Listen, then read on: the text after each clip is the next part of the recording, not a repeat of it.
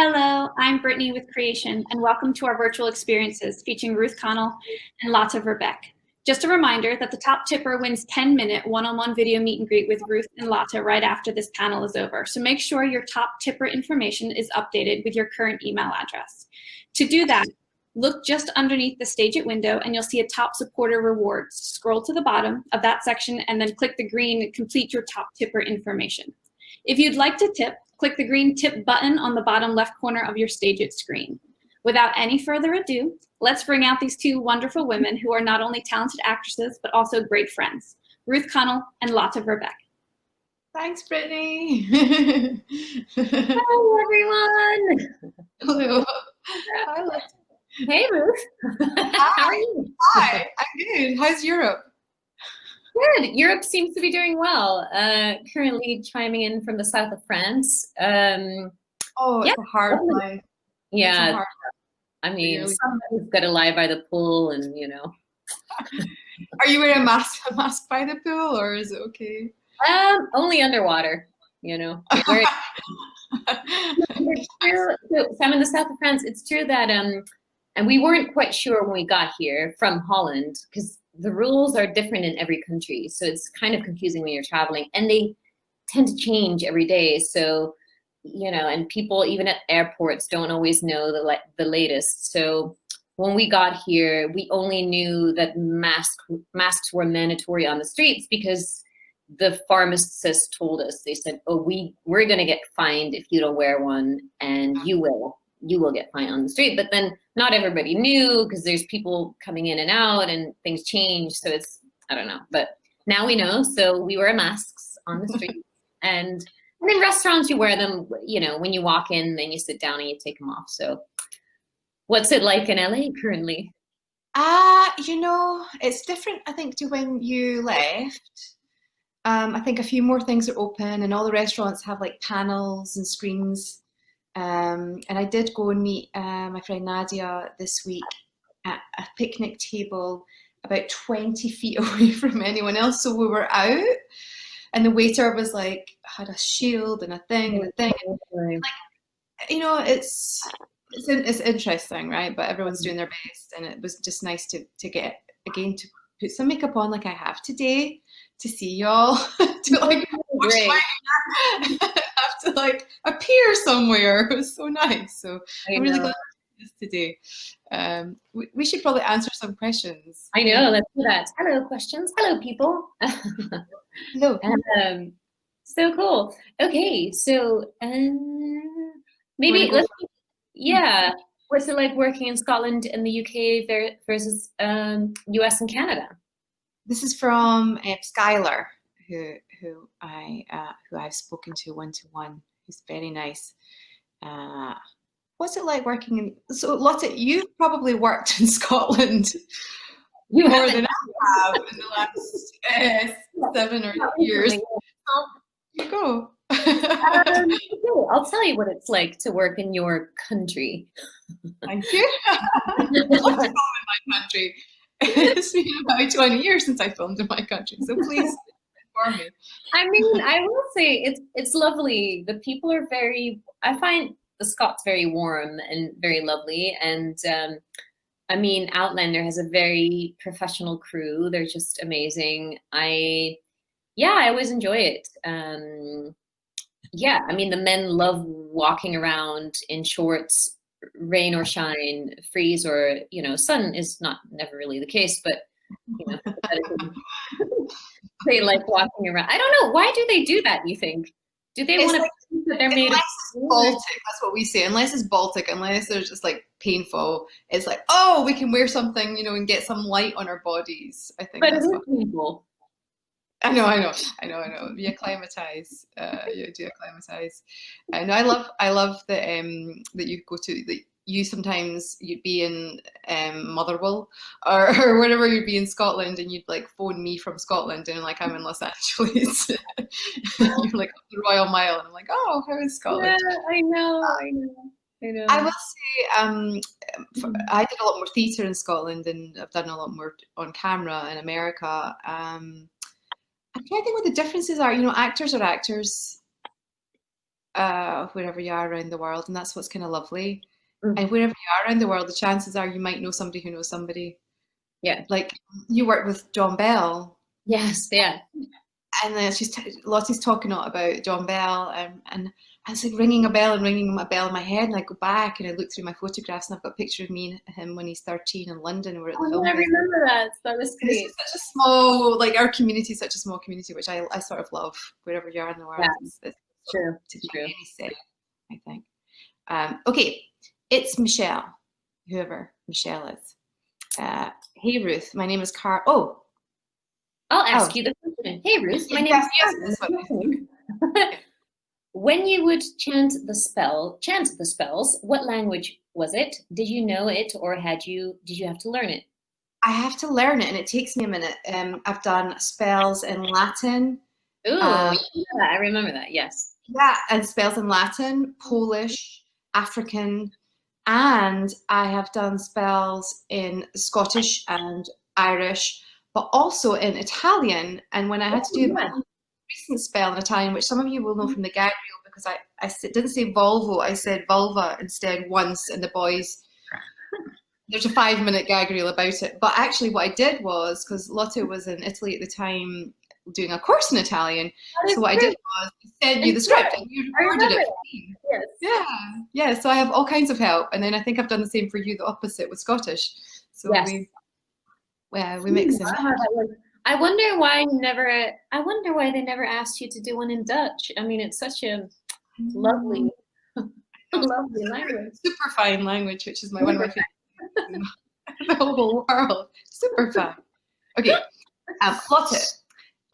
This is from Tori, RuthConnell.org. Lotte, if Agent Carter ever came back in any way, would you play Anna again? Of course I would. I love Anna.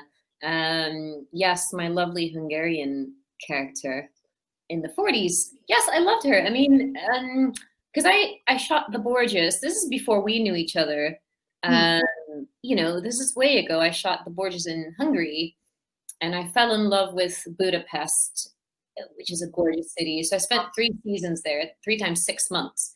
So I was quite familiar with the sound of the Hungarian accent and the language. So when the audition came in and I had to tape with a Hungarian accent, I was like, oh, let me call my friend Ildiko, who can record the lines for me with a Hungarian accent. So yeah, it's lovely. So I would definitely play that role again. I know people have been asking a lot about Agent Carter, still are, at conventions as well. It's funny because I think it was only meant to be 1 season, that show, and like a mini series, and then they I think because the fans really liked it, they added another season, but it was never really meant to last. So, and you were going to be either way. They wanted you before and you couldn't do it, and then they found, you know, they got you. I think you were destined to be in that show. I mean, I really enjoyed it. I wasn't too familiar with the Marvel universe, but I think this was a really cute little, and it was the only thing I shot in not the only, I shot Counterpart there as well, but I mean, pretty much the only extended shoot I've had in LA, because you and I know that nobody ever shoots in LA. We live there, the business is done there, but nobody shoots. I remember you were so excited to just get to drive to set and come back, and it was really exciting for you. It's so right. 20 minutes. I remember learning something because we watched your first episode. As like a premiere, and I'd learned the thing about the sock in the door, which I hadn't known anything about, because your character puts a sock in the door. And that's euphemisms are like, Oh, now, okay. Remember? I don't remember that. Was my character getting some private time? You're having some private time with your husband. Ooh. Anyway, moving on. That's funny. What a lovely husband. So, James Darcy. Yes, fine. Okay, good. I forgot that somehow. Okay, so next question. I mean, I'm just assuming that this question is for you, Ruth. What's your favorite whiskey? Caitlin Cleeman, yeah, Caitlin. So I love whiskey. I like American whiskey. I like bourbon. I do, and I like a single malt. Jensen is quite into whiskey too, and we talk about whiskey, and sometimes like he'll order a whiskey, and I'm supposed to guess, and I'm always like, God, if I was really cool, and just it was a movie, I would just be like, oh, it's a Balvenie, and I just know it's whiskey. So I do like pretty much all whiskey, but I like a nice single malt. Do you ever drink whiskey, Lotte? Did you ever have some? I mean, I have a whiskey sour every once in a while. Currently, I'm enjoying a nice, because I'm in France. Cheers. It's 5 o'clock somewhere. Look, it's way past time here because it's like past 9 o'clock at night. So I feel like good for you, and thank you for joining us so late when you could just be partying. This is from Luma. Ruth, if Rowena would be in the Outlander world, what do you think she'd be up to? Well, I think she'd be she'd be up to. Yeah, she'd track down Geillis and try and find out some of her spells and potions and magic, and find out some of the herbal stuff and remedies. I think she would. Do you think she would cast a spell on Gale? Do you think they would be enemies, frenemies, or just friends? I think it'd be a bit of a frenemy thing, where they'd be mutual respect, but they'd be weary, but they'd also be like, I could probably learn something from you. I think that would be pretty cool. We should hit up Ron, right? Yes, we should help them a bit. Yes, Diana, hi, can we work this out? New idea. Okay. Oh, this is cool. Is there a play or musical you can think of that you would love to both appear on stage together? Well, maybe Rowena, the musical. Okay, Rowena. What about Chicago? Oh, yeah. It could be Velma and Roxy. Yeah. He had it coming. He had it coming. I don't know if you know. I do know Chicago. I know all the words to Chicago. You do this one. I do the dancing, okay? Well, so sing, yeah, we could do a lot of like the talk singing. Yes. And like a lot of acting. We help it out. Yes, I agree. That's presentation stuff. Yeah. Going on. This is from Krista. Is peanut butter toast and a Spaken Oktoberfest considered a good late lunch? How would you know? Why would we know that? Let's just say that. What's this Spaten Oktoberfest? What's that? Spaten Oktoberfest. Is that a typo? I would imagine. Let's just say that anything with peanut butter is always a good idea any time of the week, right? I mean, yeah. Oktoberfest included. Yeah, green light, thumbs up. Okay. And this is from Flavia Alves. What inspired you to become actresses? Kisses from Brazil. Oi, oi, oi. Oi. Well, I mean, I just wasn't a good enough dancer, really. No, I really liked acting. I fell in love with acting before anything, and then I ended up getting sidetracked into dancing, which I love. Yeah, same, right? You were into acting first as well? That's so funny. When I was 9 years old, I was like, if I could be like Judi Dench, like my life. Oh my God, same. I was 8. That's so funny. Really? I didn't know that. Yeah. I was so shy and I was not an obviously, and I was a bit stuttery and not a big singer. And so I was 15 years old before I said out loud. Yeah. You know, and I could dance, so I thought doing my dancing I could get into acting, but then eventually I just thought, no, I just need to do acting. Yeah. I think we made good choices. I mean, dance careers tend to be a little shorter, so still love dancing. I mean, we tried last night, but then it's like, okay, no dance floors to be found, because then it would involve masks and socially like maybe 3 people in the club, and you know, it's. I do have to say, you're like, some dancers just dance when they're rehearsing, but you're a dancer, like you dance for fun as often as you can. I know you're always like, where's the disco? Let's have a boogie. And I'm a bit more like, I'll do I know, and I've always wondered, like, why don't you're kind of like, you know, like I feel a bit self-conscious of myself. I don't know. That's really sweet. God. Red hair problems? How could we have problems? I mean, come on. No problem with having red hair. The question is Sabrina Brajo. I don't know. Hello, girls. My name is Sabrina, and I'm from Brazil. My question is, do you share the red hair problems? I don't see any problem. Like Lotte has redder hair than me. I was born with kind of wispy kind of gingery auburn fluff, and my mom thought I was going to be bald because I didn't really, my hair didn't grow properly darker till I was like 4 or 5. So I bumped mine up to make mine redder because I see only good. I see like the redder you are, the better. That's I what I always see. say the redder the better. In fact, I once did a one-woman show where it was fully made out of improv. It was called Lollipop, and my director at one point suggested I say as a seduction line, "The redder the better," which I still kind of use, and it tends to work. Nobody's ever refuted it. Okay, B. Faria. Ruth, what was the funniest thing that happened to you while recording Supernatural? Could you send a hug to my group, Supernatural Nation? I'm sending a hug. I mentioned earlier, I'm not one for huge crudity. I like crudity, but I'm not very crude. But when I accidentally said vulva, in front of 4 infantile grown men, it's just the worst thing you can do, and none of them could leave it alone. And it was on a day that we were in like one of those scenes when you're in a confined space for hours doing 5 people's coverage. Lotte, can you imagine? It was 10 reversals. No.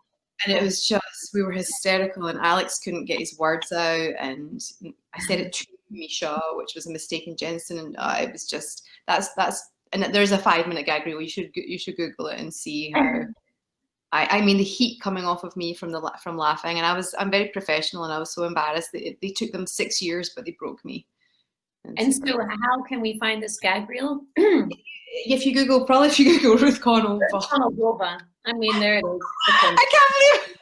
Don't do that. Don't make that a Google search. That is not something. Let's make it a Google search. I mean, guys, how many hits do you think that Google search can get, or like that link can get? I mean, I don't know where we're at right now. I should probably Google it right now. I think it was, and if you Google was it the shooting people punting things, that series, I think it's on there. There's a gaggle of reels that we have going on, Lotte. Camille Oliveria. Hello, girls. We know that you work in productions that are dominated by men. So how do you feel being a female representation in the series? That's a great question. Thank you for that question. Go, you answer, Lotte. I think, well, I like to say that I've been lucky enough to be in shows where there are quite a few women and strong women. I think Outlander is definitely a show with, obviously there's a lot of men, because there's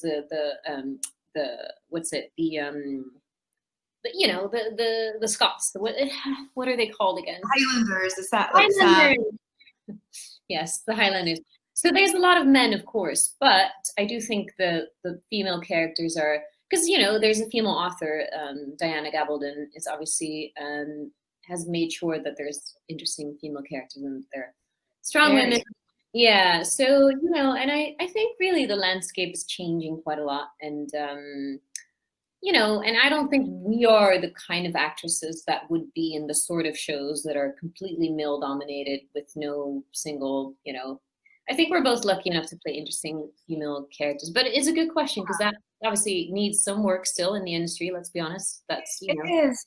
And I do, what I will say that often, and it's also behind the scenes, where Ellen Pompeo from Grey's Anatomy made a great point, when she was doing the variety shoot, and there was more women, but there wasn't as much diversity, and we want the same representation behind the cameras as in front of the cameras. And so often I have been a woman in a situation where it's 90% male and quite a small proportion female. And I have come up against occasionally some situations where the people around me, mostly men, are organizing something, and nobody's asking me what I want so much, and I might come up with a solution or something. And there's just there is a bit of I don't think we credit ourselves, Lotte, sometimes with how much awareness we have just to exist and hold our own sometimes in that room. And I love male company, and I happen to really enjoy being the one girl with 5 guys. Yeah. But I do it from a place of femininity. I don't come in trying to be one of the boys. No. I don't do that. I try and bring my feminine energy And not everyone does, and everyone each to their own. But there is still a little bit of a thought process happens, and often our directors are male, and it's lovely when it's a female director.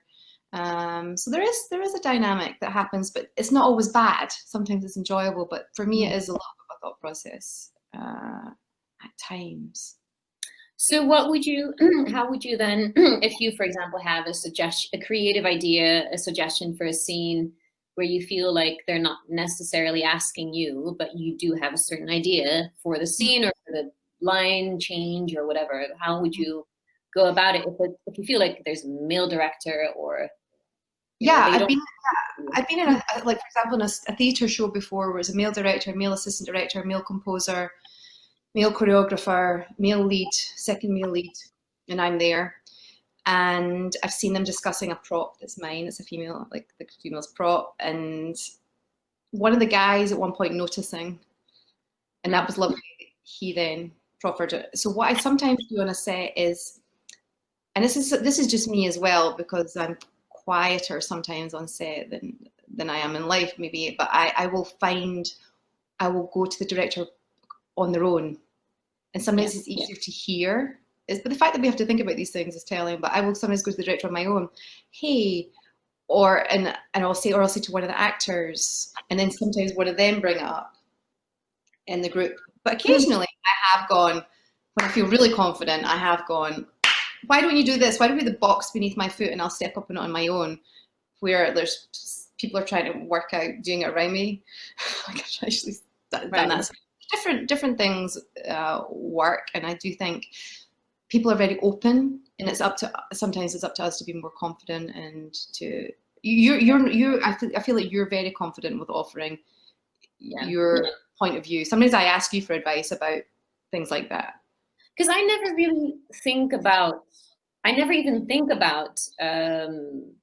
strategizing ideas.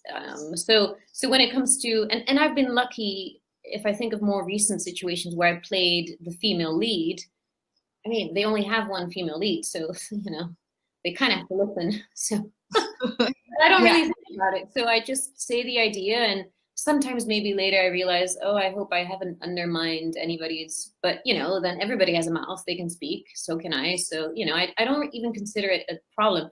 But I have been in a situation where I was working with quite a big male star, and he was dissatisfied with something and made that very, clear, and got upset, and then everybody rushed over to make sure that he was okay, whereas I was really not okay in that situation, and nobody even looked at me. In that moment, I could tell, okay, but even in that situation, I still spoke up and I said, actually, and I think we should do that, I admire you for that, and I also think it's quite a Dutch sensibility that I love, and it's closer to the Scottish sensibility. And sometimes I think I err too much in the politeness, and I feel like that's the difference between being in Scotland and America. Like, I'm a guest here, so sometimes I'm more polite than maybe I need to be. Anyway, we should probably answer another question. Oh, here's Trickster Angel for you, Lotte. As a fellow native Dutch speaker, what would you have Ruth say to cast a spell? That's a great question. Okay, that's got to be something with a really challenging, there's a couple of words in it. Give me some.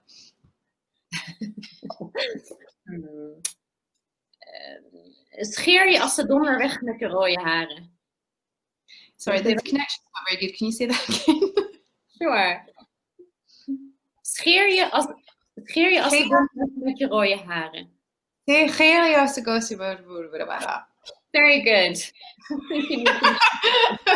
What does it mean? What's the first bit? Nothing. It's just a lot of G's in there that are kind of hard for your throat. I like that question though. What is your favorite character to play? Jeff Stackhouse. I like playing characters. I like having a job. Give me a job. No, I love characters that have a bit of an agenda, a feistiness, a secret. I think pretty much everybody does, though. So, what do you think, Lotte? Yeah, I agree. I mean, I like characters that have, I mean, obviously you want characters that are layered and that aren't just one thing, which I feel pretty lucky I've been able to play those kinds of characters. But I like a character with a bit of a mystery or something that's revealed throughout the season or throughout the movie so that you, I think it can be interesting, I think, with your character as well as mine in Supernatural and in Outlander that they are maybe not the most likable or they have some tricks up their sleeves, but they also have a charm, so they're kind of like the sort of the baddie you love to hate kind of thing. Mm. I just watched I love Elizabeth Moss. I think she's really interesting. I just watched a movie that's on Hulu that she did, and she's playing such an I mean, that's just my judgment on it. Such an unlikable character. What's the movie?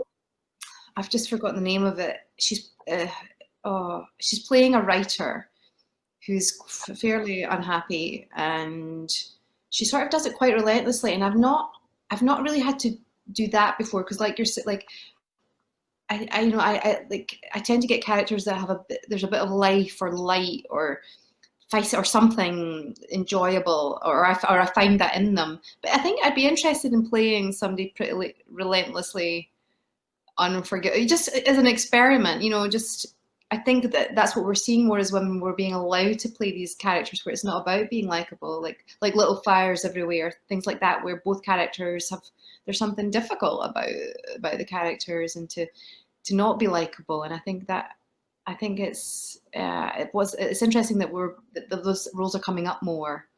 Yeah, and it's nice if a character kind of takes the viewer, like challenges the viewer a little bit in their thinking, expands their vision somewhat in some way.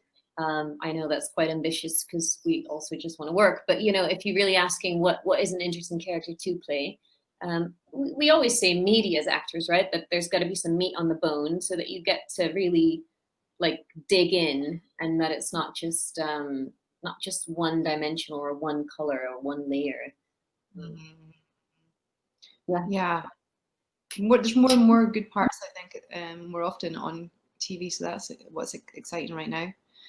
Amy, Echo of Serenity, did you abscond? I love that word. Did you abscond with your wardrobe? What does that mean? Abscond. So did you? It's a funny word for steal, thief, take. Abscond, like I'll just abscond with this for now. Just put that in my purse. Yeah.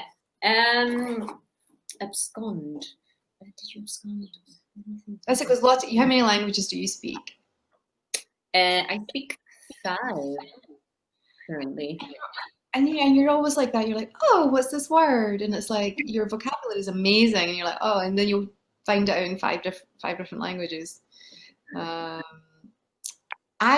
really haven't. I have a pair of black tights because sometimes like you went really there, didn't you? Underwear back. I have nothing. I have literally nothing from Rowena's wardrobe. However, when the show finishes, I'm told Warner Brothers, they keep everything because you might need it for flashbacks and stuff like that. I'm told that I might get first dibs. And I think there are some items from Rowena's closet, especially because they're all cut and fitted, you know, all altered. So there's things that I would want to take, but as of now, I have a pair of black tights. I think you're gonna need a little bit more than that for the Rowena and Geillis musical. Yeah. Yeah. Well, I have some gowns. I definitely have some gowns for the musical. Some flashy numbers. You're like, it might be warmer for you with some of your costumes and your bustles and your. Yeah, most of them are a bit warmer, but then there's also a couple of costumes that are close to nothing. So I mean, or just naked. Yeah. I mean, the bloodbath is a naked costume, basically. I like Rowena's a little bit naked ones with sigils on her too, so I think maybe that would be a section of it. I don't know. But have you ever taken it? Have you ever gotten anything really nice from your? I mean, I've taken, and I'm silly because I I don't think I have it anymore. But there is a bit of a sort of, I think I wore it in my last scene, but so it's basically my death costume, but it's a sort of like 90s sort of like little dress that I thought I was going to wear in real life, and then I never did. And I think I even got some boots.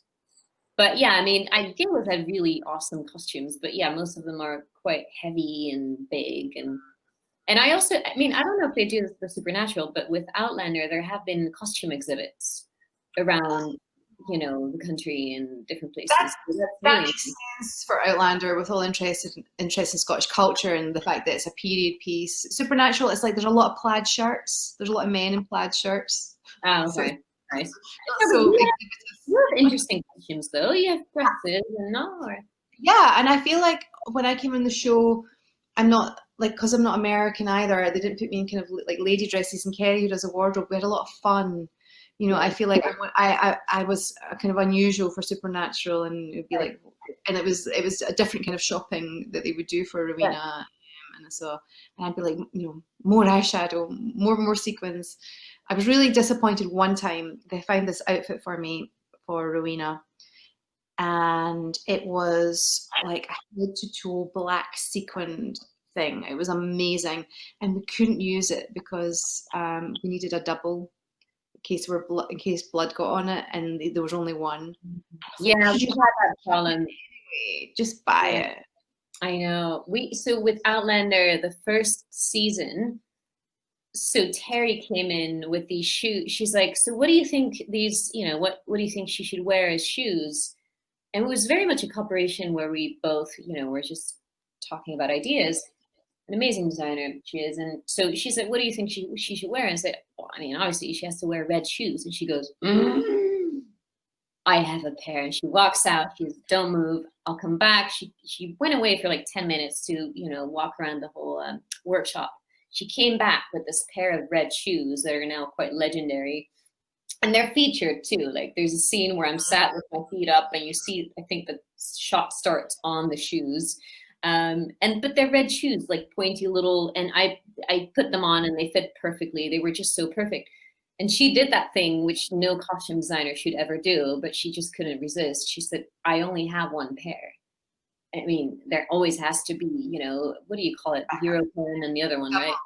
And she said, so you got to be really careful. And it's true that at the end of the first or second even season, I mean, they're like kind of threads now. They're not even shoes anymore because I had to walk in the mud and everything. But we were just so enamored with the shoes that we just went for it. And I mean, they're perfect.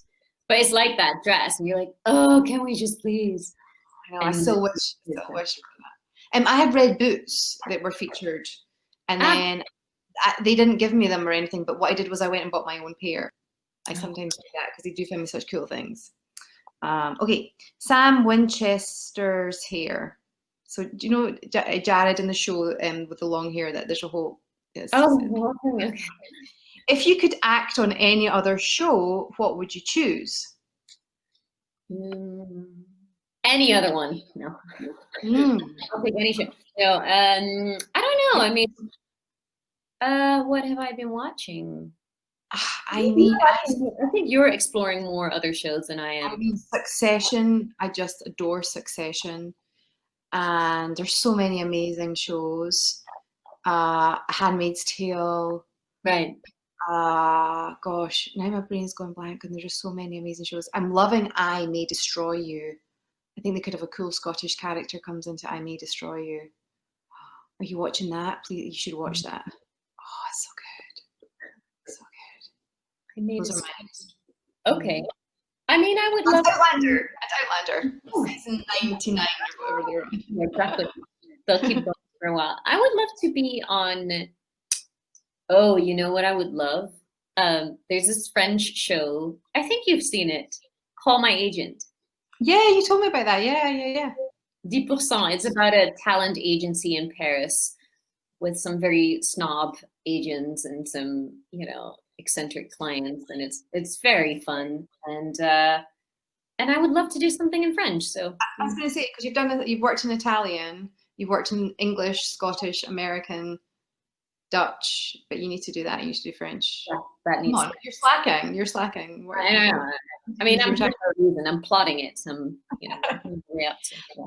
I love a French TV show called Engrenage as well. I just was Engrenage. Engrenage. I love how you said that. It means spiral or something like that. Okay, Sierra Papanov. Does it influence your real life to play such fearless, strong characters? That's a very interesting question. I like that. I wish. I wish I could take on some of Rowena's feistiness more. It does give you permission sometimes in the moment to be cheekier, playing a cheeky character. It does. It does rub off a little bit in the moment, and she doesn't say sorry, and I really try to find other ways of not saying sorry, like saying thank you rather than sorry, like thank you for waiting rather than sorry. I try, because I think that's a great aspect, because I think as women we say sorry all the time, even just as a habit with our vocabulary. Yeah, I find you. I mean, I don't see that in you. I mean, you have a gentle nature. That's true, but I think you're plenty feisty. I mean, good. I think you have a lot of strength of character. Yeah, but I see what you're saying as a general, as a collective, as women. Maybe it's true that we tend to go to, you know, apologizing. I don't know. I mean, I think there's an interaction between the character and the actor that you obviously put your own, you know, impression of the character, so your own take on the character in the character, and that's why you get to play it and not some other actor, because there's a match there or something. But yeah, then there's also a rubbing off where, you know, sometimes you read these parts for longer running things for TV shows, and I've had this where I look at a scene or a script and I go, I don't know that I want to play this for more than 20 seconds, because you just don't like the character. If you don't like, I mean, for me personally, it's not to say that every character needs to be just good or just one thing, but if a character, if you really don't like the character, I mean, could you play a character that you don't like? So did you watch the Mark Ruffalo drama, This Much Is True? No. Oh my word, it's brilliant, and he's one of the best living actors. I love him. Oh my word, this man went through such dark stuff, and then even more dark stuff, and then even more, and then it got darker, and then it got a bit darker, and then it was hard, and then it got even harder. And there was something about that where I thought, wow, to do that, to film that for so long must be so depleting. Yeah. That like how, you know, and I understand why he took it on. I think there's synergy in his real life with his real life brother and stuff, and geez, you know, there's some things like that I think I would do it. I know I would say yes for the challenge, but that probably there are questions about how healthy playing some of those parts are for a long time, as well as if you don't like the character, or playing somebody that's just, yeah, playing somebody that's nasty, that's just nasty with nothing redeeming would be hard, I think. That is the thing. That is the thing. There's got to be, however nasty they get, or mean, or spiteful, or all these things that you don't want to necessarily swim in every day, there's got to be something redeeming, or a reason where you see why they do what they do. And I find that for me, on some level, you need to kind of fall in love with your character or defend them somehow. You know, and if it's a longer running thing for a movie, yes, okay, so you shoot it in a few months and you're done. But like for a TV show, I don't know. Sorry, I jumped a question with Snips 92. Would either of you be interested in behind the camera roles? That's true. Yes.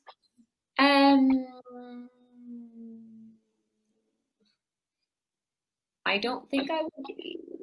I mean, I see myself direct. I think I could do that. I think I would enjoy it, but that's about it. What about you?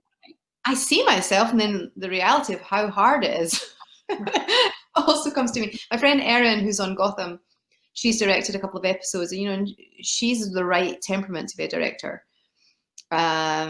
She says to me, you know, not everyone who's been successful in front of the camera should go behind the camera. You know, it's not like it's a different muscle. I have like produced things before, and I like producing, and I would like to write.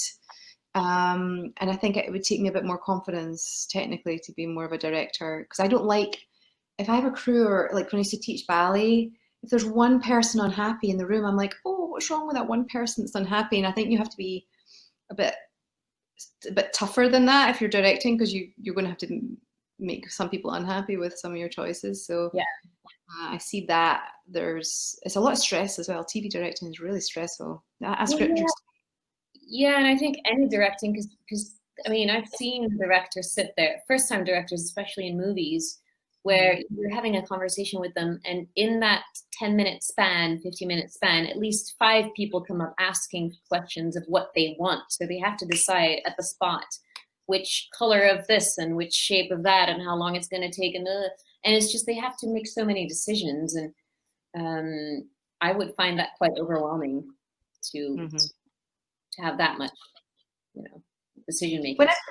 When I produced my theatre company in London, I really loved empowering people, though. I loved being able to say to them, would you like to write this music? Would you like to make this collage? And there's something really wonderful about it. Was stressful as well, but I do enjoy pulling things together. I think that's, and writing it, but I need to sit down and do it. I need to actually sit down and do it. And, being an actor, I think people don't realize that, you're directing yourself in your head the whole time. You have to produce your life around being an actor. You have to be ready. You have to know how to take. You have to submit. You need to be good online. You need to be personal. There's a lot that goes into just being an actor. And then as you're reading scripts, you're often like tweaking this and tweak. You kind of have a lot of hats anyway as an actor. I think that's my take on it. It's very creative. It's enough for me right now. If I could just do that well. Ituano Miera. Is that how you would say that, Lotte? That's a very interesting name. I don't know. Well, if you could give advice in the face of everything that's happening in the world, what would it be? Advice on everything? Oh, wow. That's a very large question. I'm overwhelmed. I don't know. God, how would you take this question? I would say be careful. This is when people ask me about advice, my number one piece of advice is be careful who you take advice from. And, Lotte and I have talked a lot through this lockdown. Everyone's gone through so much in so many different ways, and always to come back to being kind to yourself is usually my second piece of advice. The world is hard and tough right now. You have to be okay in yourself before you can be any use in the world. So find ways of being kind to yourself, whether that's watching your favorite TV show, or getting some good sleep, or eating something nourishing, or having a nice friend to talk to. Nurture yourself, look after yourself, so that you can then deal with everything. I think that's very good advice. And I think what's interesting is that when it comes to COVID and, the lockdowns and the stay-at-home orders and all that, what I think is interesting is that it forces people to spend time with themselves and to go inward, which I think is a quality that, or, a talent or something that everybody should be doing quite regularly, because the pull outside and the sort of impulses and input from the outside world are huge. If it's only just your device, I mean, it's there all the time. So I think it's interesting that we have an opportunity in this time to go inward and to spend time with ourselves, which is not always easy, but I do think that and it actually goes along with what you're saying, being kind and gentle to yourself as well as others. But, the person you spend the most time with is yourself. So I don't think it's bad to spend some time with yourself in a sort of meaningful way. And honestly, one simple thing that I've done is watch something funny, speak to people who are funny, listen to stuff that's funny. Because I tend to like dramas, like say The Handmaid's Tale and Succession. It's all like, watch something silly, like Supernatural. Maybe this will be our last question. I don't know. Listen, Bridget. Hi, Bridget. What interests do the two of you share in common besides acting? Good food. Good food. I think spending good times. I don't know. I mean, it's funny because when we met, we both were. I think I'd been on the Outlander journey for maybe a year or so, and you just started your Supernatural journey. Exactly right. Yeah. it's so, I mean, even now when we're talking about the way we started acting and dancing, we have so much in common in the way in our sort of paths, you know, in our path through life to get to LA. And I always find it really interesting how life makes people meet and how much in common you can have where you grew up in entirely different places in the world, but then it leads you to the same place. So I think we have that in common. I think we're both quite, we have both have an awareness of the matrix of the world in that way. We're both witches, really. No, everything from meeting you, and I was already a fan of yours, and I was like, but I am an actress too, and I'm also playing a red-haired witch, a Scottish red-haired witch in a different show. There's so many synergies, and then quite a while into knowing each other, having like deeper discussions and having some like deeper stuff in common from childhood and different things, and so we have a lot in common, and I think we both take our craft seriously. I know that's to do with acting, but we both, whatever we do, I think we both try to do things very well. We care. We both like to travel, like to do fun things, have adventures, talk about boys. And I think we both have both a feistiness that perhaps comes along with being a ginger, but also I think we both have a huge sensitivity that a lot of actors have in some ways, because you got to be really, you know, perceptive to the small things and the sort of like delicate things of people and the nature of people. And I think we both kind of have that. And but you did your 23andMe, didn't you? And it's like you might be more Scottish than you like, are Dutch. Dutch secretly. I seem to remember that you're secretly a little bit Dutch, right? I got Finnish in there somehow. I don't know what's going on with that. But one of my first things I ever remember doing ever, I was 4 years old, and I remember singing, "I'm a little Dutch girl, a Dutch girl, a Dutch girl. I'm a little Dutch girl, a Dutch girl, am I?" And it's one of my first ever things I remember ever doing, performing. I don't even know that song, you see. I think I had clogs on and like an apron and stuff like that. Anyway. Oh, now we have the last question. Nikita Romanov. If as yourselves you either had to live in the Outlander story or the supernatural story, which would you choose? I mean, honestly, I would take supernatural because I haven't lived there yet. So, I mean, I would choose it. Yeah, change of scenery. I would miss the boys so much if I wasn't supernatural. Would miss everyone. Yeah, boys. But Outlander, you can time travel, and maybe I see Jensen as well loves Scotland, and like most people do, right? So maybe we could get them like merge. Yeah. Do it would make a good match where like there could be something like time travel wise where we interlock both. I think that's my answer. Yeah, I still think the musical. I think. Please start writing songs, and we will perform them if you start to write them. The songs, if they're worthy, we might try our hands at singing them. That's true. Okay. Okay. So thanks for doing this today, Lotte. Yeah, this is lovely. Yeah, and thanks Creation, and thanks everyone for tuning in. And I hope it's brightened up your Saturday. It's brightened up my Saturday. It has. It's brightened up my Southern French night. Yeah, you're just going to have a great time. You're going to go and party somewhere and finish off some more champagne. Yeah, we have to say cheerio. How do you say goodbye in all your languages, Lotte? Maybe that's the way to finish this. Arrivederci, ragazzi. Au revoir. Tot ziens. Auf Wiedersehen. Tschüss. That's it. Ciao. And now you're Scottish. See you later. Bye. Bye. Ciao. Ruth and Lotte, thank you so much for being here with us virtually today. Tipping is now done, and we'll bring you the results in just a few moments. But first, make sure you're signed up on our email list through our website, creationentertainment.com, and follow us at CreationENT on Facebook, Twitter, and Instagram. We're kicking up even more virtual content, so make sure you check our announcements for what's coming up. And our first and second place winners are, we have Laura, I believe. Laura in first place, followed by Sarah Eisenbrook in second. Congratulations. We are going to contact you right now via email, so make sure you check your inbox, but please hang in there in the chat just in case we have any issues getting your contact. On behalf of Creation Entertainment, thank you all for being with us today.